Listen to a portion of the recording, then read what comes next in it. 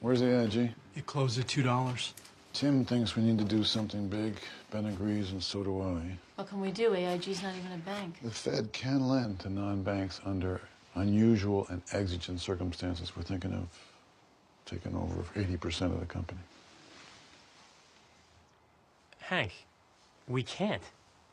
This morning we were lecturing the entire country on moral hazard. AIG has collateral. They have assets. Lehman didn't. We couldn't lend into a hole. It's not the same story. Nobody's gonna care. It's another bailout.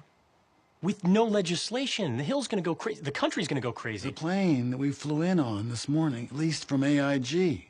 Construction downtown, AIG. Life insurance, 81 million policies with a face value of 1.9 trillion. Billions of dollars in teachers' pensions. It's everywhere you want. Too big to fail. Here it is. Got a better idea? The suggestion box is wide open.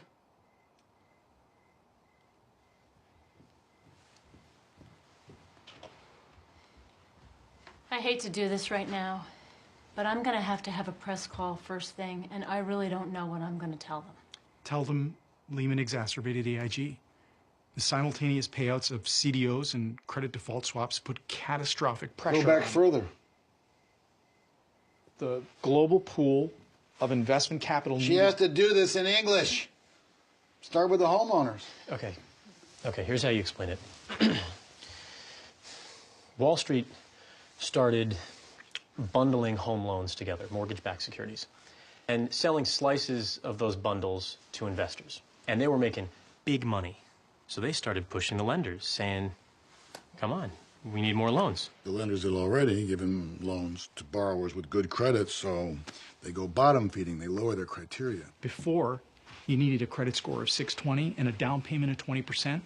Now they'll settle for 500, no money down. And the buyer, the regular guy on the street, assumes that the experts know what they're doing. He's saying to himself, if the bank's willing to loan me money, I must be able to afford it.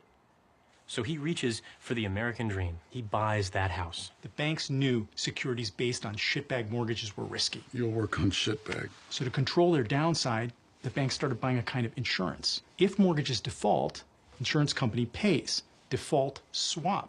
The banks insure their potential losses to move the risk off their books so they can invest more, make more money. Well, a lot of companies insured this stuff. One was dumb enough to take on an almost unbelievable amount of risk. AIG. And you'll work on dumb. And when they ask me why they did that? Fees. Hundreds of millions in fees. AIG figured the housing market would just keep going up. But then the unexpected happens. Housing prices go down. Poor bastard who bought his dream house. The teaser rate on his mortgage runs out.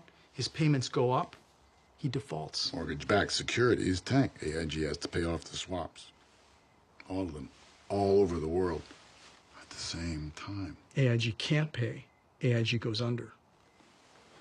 Every bank they insure books massive losses on the same day. And then they all go under. It all comes down. The whole financial system?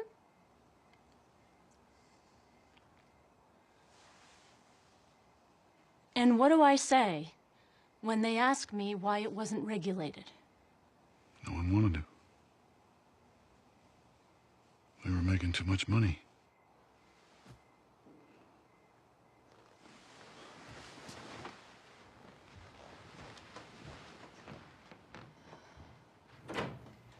You'll work on we were making too much money.